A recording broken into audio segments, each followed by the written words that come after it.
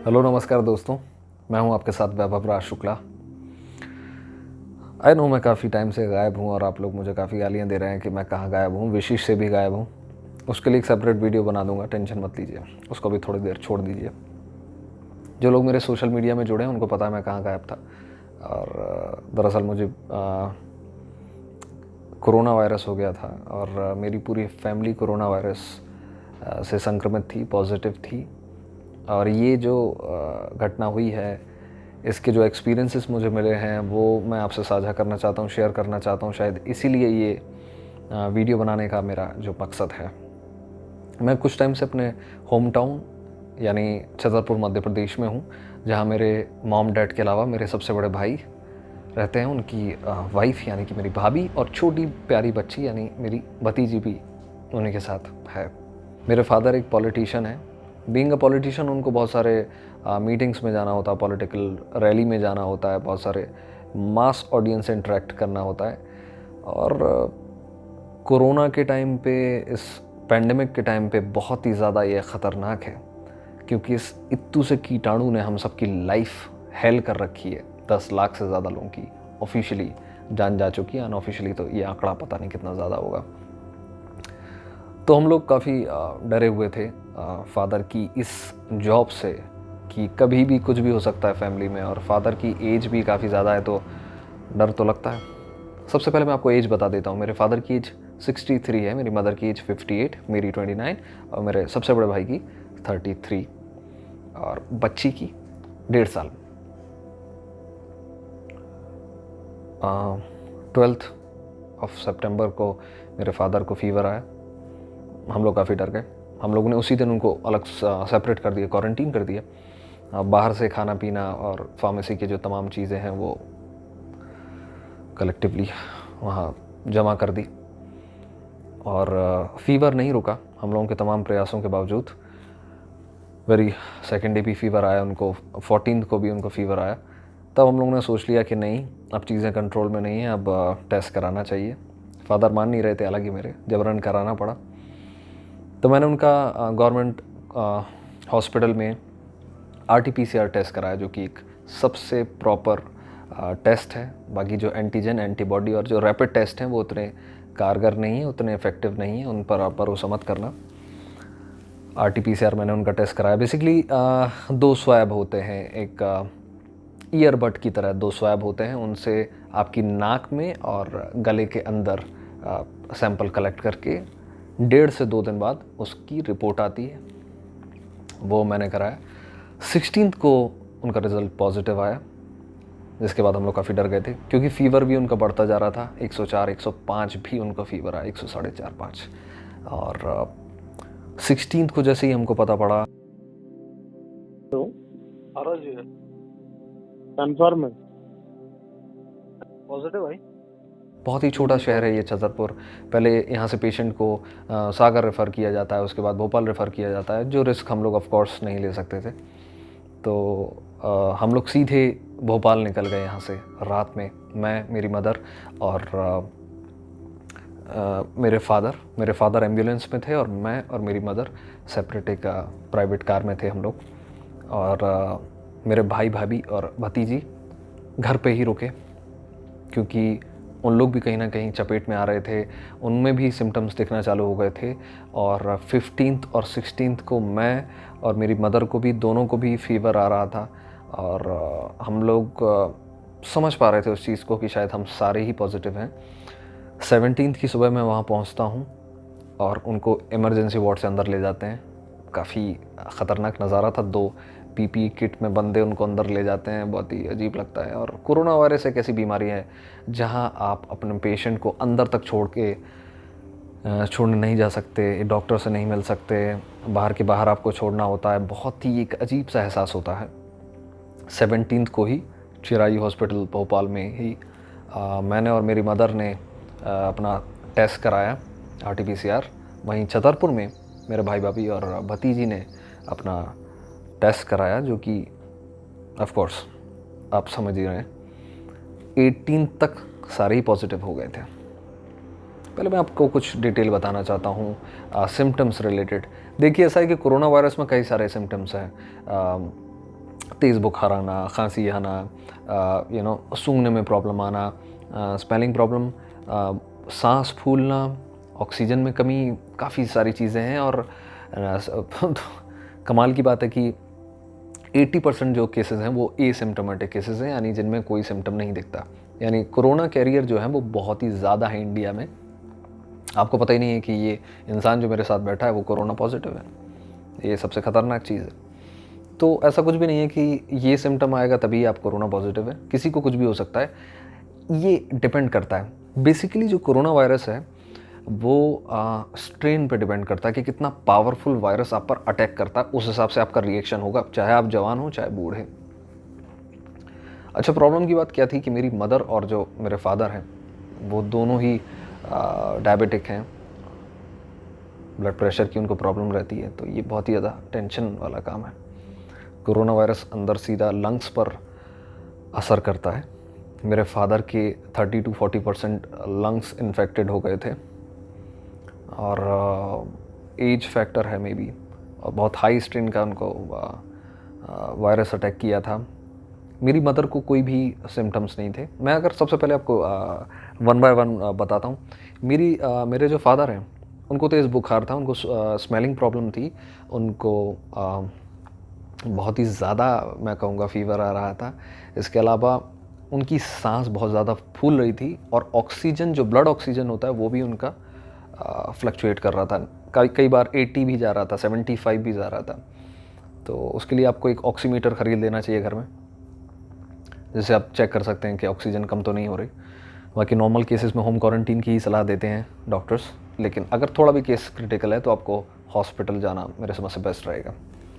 तो ये सारे सिम्टम्स थे मेरे फादर को। मदर की बात करूं तो मदर को बहुत ही कम सिम्टम्स थे। उनको स्पेलिंग प्रॉब्लम थी, चलने में थकावट थी, फीवर उनको 1 ही 2 दिन आया मेरी तरह, बाकी बहुत ज़्यादा कोई सिम्टम्स नहीं थे। मैं अपनी बात करूं तो मुझे स्मेलिंग प्रॉब्लम थी बहुत तगड़ी, चाहे आप मेरे सामने फिनाइल डालें, चाहे मुझे देसी घी सूंघाएं, मुझे कोई स्मेल नहीं आती थी। चलने में मैं हाफता था, यूजुअली जितना होना चाहिए उससे थोड़ा जल्दी हाफ जाता था। इतना भी नहीं था कि मैं बहुत ज़्यादा परेशान था। इवेंचुअली हम सब एक ही रूम में शिफ्ट हो गए थे बाद में, मैं, फादर, मदर।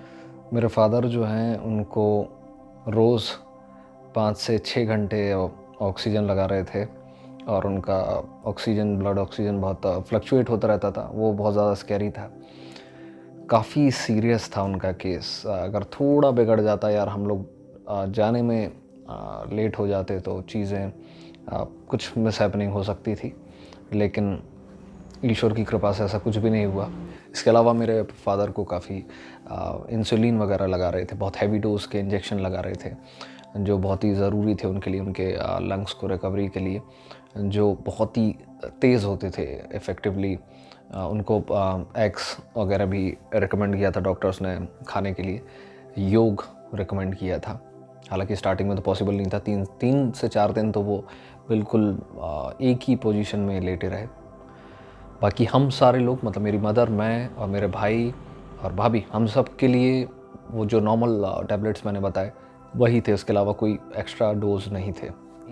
और मेरी मदर तो बहुत ही, एक मैं कहूँगा मिरेकल है, एक बहुत ज़्यादा वो आध्यात्म में लीन है, और उनका जो ईश्वर के प्रति जो उनका प्रेम है, जो प्यार है, वो कहीं ना कहीं इन चीज़ों में काफ़ी मैं कहूँगा कि बहुत बड़ा योगदान है, क्योंकि उनको बिल्कुल भी तकलीफ़ नहीं हुई, और बहुत अच्छे से उन्होंने वो पूरा टाइम निकाला, क्योंकि उनका बहुत ज़्यादा डर था मुझे, लेकिन काफ़ी अच्छे से वो टाइम निकल गया। क्या हो गया, मास्क कहाँ गया? भूल गए। हैं? भूल गए। आपको कोरोना इसलिए हुआ है? हैं? यही कारण? गुड। अरे खा लो, सही हो जाएगा सब, कोरोना भाग जाएगा। लो खाओ। मैं भाग जाएगी, खाना खा लो।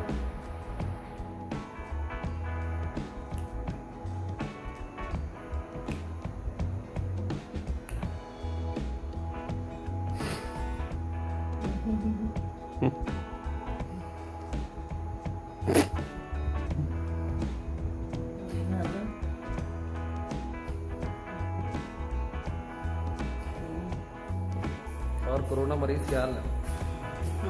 हैं? क्या हाल है कोरोना मरीज? सही है बढ़िया। हैं? अच्छा लग रहा है? धीमे धीमे चलो, ज़्यादा कुछ चखने की ज़रूरत नहीं है। कैसा लग रहा है वार्ड में आपको? ठीक ठीक सो चलिए आइए, स्वागत है आपका अपने सड़े कमरे में। चलिए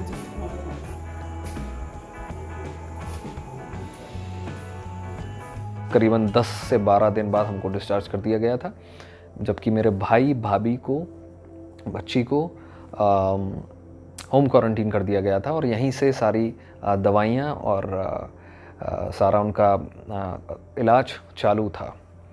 फार्मेसी में अगर मैं दवाइयों की बात करूं तो बहुत ज़्यादा आपको पता है कि कोई वैक्सीन अवेलेबल नहीं है अभी तक कोरोना की, तो वही चीज़ें हैं जो सबको दी जाती हैं। मल्टीविटामिन्स दी जाती हैं, विटामिन सी दी जाती है आपको, हाई फीवर आने पर पैरासीटामॉल दी जाती है, बाकी कफ सिरप वगैरह दी जाती है। एक और चीज़ मेंशन करना भूल गया, खांसी सबको होती है, सूखी सबको। मुझे लगता है कि अभी हम जिस लाइफ में जी रहे हैं उसमें एक पैरेलल वर्ल्ड चल रहा है। आप बहुत खुशकिस्मत हैं, बहुत ही लकी हैं जो उन चीज़ों को आपने फेस नहीं किया।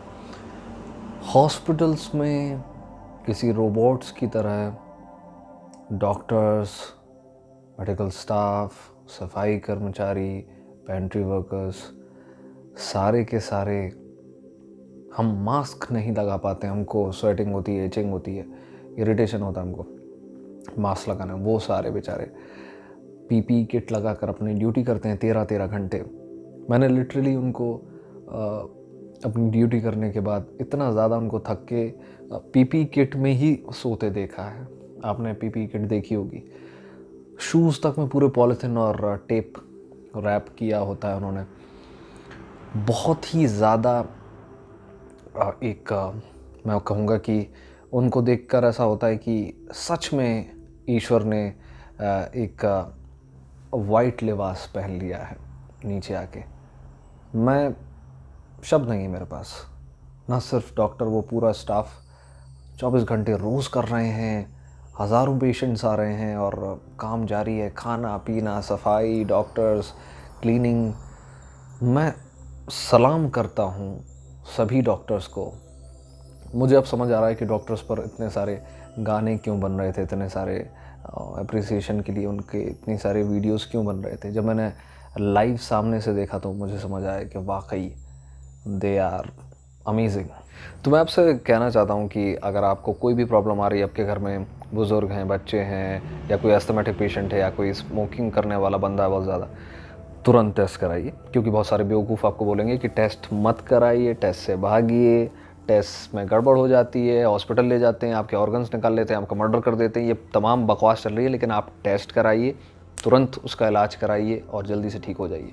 हिंदुस्तान में आधी डेथ्स पता ही नहीं है आपको कोरोना वायरस के कारण हो रही है, लोगों को लग रहा है नॉर्मल डेथ्स, क्योंकि उन्होंने अपना टेस्ट ही नहीं कराया। ये बहुत ही नॉर्मल सी चीज़ है। एक और चीज़ मैंने फेस करी, मेरे घर के बाहर बैरिकेड्स लगे हुए थे। लोग बहुत बेवकूफ़ हैं यार। मतलब लोग डिस्क्रिमिनेशन में बोलूँगा कि उनको लगता है कि ये इसको कोरोना हो गया, अब इससे लाइफ में बात नहीं करना, ये बहुत ही गंदा इंसान है, इससे मुझे भागना है। मुझे पर्सनली कोई फ़र्क नहीं पड़ता, मुझे पता है बहुत ही बेवकूफ़ाना है ये लेकिन थोड़ा उसका नॉलेज रखिए। और किसी को भी हो सकता है कोरोना वायरस, अमेरिका के प्रेसिडेंट को हो सकता है तो आपको भी हो सकता है, कोई बड़ी चीज़ नहीं है। हो सकता हो चुका हो और आप निकल भी चुके हो इस चीज़ से, बहुत ही नॉर्मल सी चीज़ है। एपिडेमिक से शुरू होकर पेंडेमिक का रूप धारण कर चुका है, 10 लाख से ज़्यादा लोगों की जान ले चुका है, बहुत ही ख़तरनाक है ये। बचने का उपाय ऑफकोर्स वही है, आप घर पर रहिए, 2 गज़ दूरी बनाइए, आप इम्यूनिटी बढ़ाइए, योग कीजिए, एक्सरसाइज कीजिए, अच्छा खाइए, फ्रेश एयर लीजिए और लगातार ऐसी चीज़ें खाते रहें, पीते रहें जो आपकी रोग प्रतिरोधक क्षमता को बढ़ाती रहें। बाकी मैंने तो एक बहुत ही टाइमली सारी चीज़ें, जो एक मील होती है आपकी बहुत इम्पोर्टेंट होती है, तो कोरोना वायरस में मतलब उस पूरी जर्नी में मैं बहुत ही टाइमली ब्रेकफास्ट, डिनर, लंच सब करता था, जो बहुत ही इम्पोर्टेंट है। आप भी अपना ख्याल रखिए। और मुझे लगा कि शायद ये चीज़ें शेयर करनी चाहिए जो आपको काफ़ी मदद दे सकती हैं फ्यूचर में। तो 2-3 चीज़ें मैंने आपको फिर से हाईलाइट करना चाहता हूँ कि अगर आपको लग रहा है कि घर में कोई प्रॉब्लम है और चीज़ें बिगड़ रही हैं, सबसे पहले आप टेस्ट कराएं, RT-PCR टेस्ट कराएं आप, और चीज़ें आपको गड़बड़ लग रही हैं हॉस्पिटलाइज हों, नहीं तो फिर होम क्वारंटीन में अपना इलाज कराइए और बहुत ही नॉर्मल तरीके से आप ठीक हो जाएंगे। मेरे फादर को तो अभी टाइम लगेगा 3 से 4 महीने, उनके लंग इन्फेक्टेड हैं तो उनको रिकवरी में टाइम लगेगा, टिश्यूज़ फॉर्म होने में वक्त लगता है। उनको अभी भी बीच बीच में फीवर आ जाता है लेकिन वो उतना कमज़ोरी रहेगी। मैं अब परफेक्टली फ़ाइन हूँ और परफेक्टली हेल्दी हूँ। मदर भी मेरी बिल्कुल ठीक है और बाकी लोग भी सब ठीक हैं। बच्ची का मैं बताना भूल गया, भतीजी का, वो उसको सिर्फ एक दिन हल्का फीवर आया था और बाकी दिन उसको थोड़ी सर्दी थी।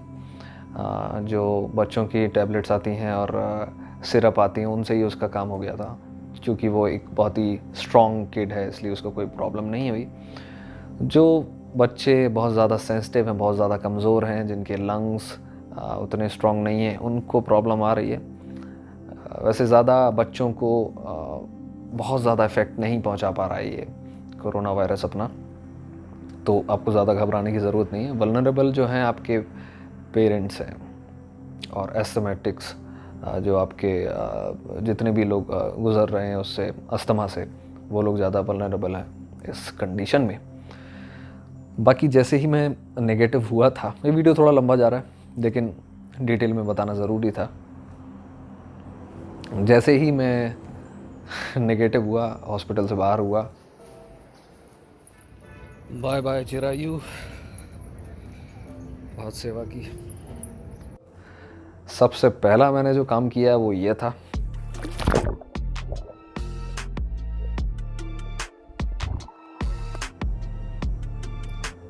क्योंकि हॉस्पिटल से निकलने के बाद मैं कुछ 1 हफ्ते रिजॉर्ट में रहा, मेरी पूरी फैमिली, थोड़ा चिल होने के बाद, सारी चीज़ें ओके करने के बाद ही हम लोग घर लौटे थे। अपनी नई फ्रेंड से मिलवाता हूँ। हाय माय न्यू फ्रेंड, कैसी हो? हेलो माय न्यू फ्रेंड, कैसी हो? क्यों रो रही हो बाबू? चिल मार लो थोड़ा। कैसे जा रहे हैं? हाँ?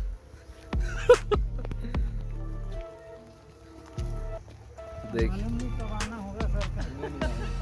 अब आएंगे तो अभी तो क्या थोड़ा मजबूरी में आए हैं।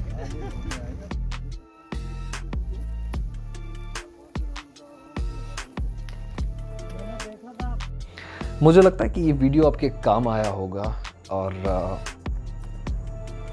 प्लीज़ इस वीडियो को लाइक कीजिए, शेयर कीजिए और चैनल को सब्सक्राइब कर लीजिए। आप वीडियो देखते हैं, चैनल को सब्सक्राइब नहीं करते हैं, चैनल को सब्सक्राइब कीजिए तो मैं और वीडियो बनाऊंगा। हाँ, विशेष वाला जो आपका इशू है वो एक वीडियो में मैं आपको बताऊंगा कि प्रॉब्लम कहाँ है। Thank you so much.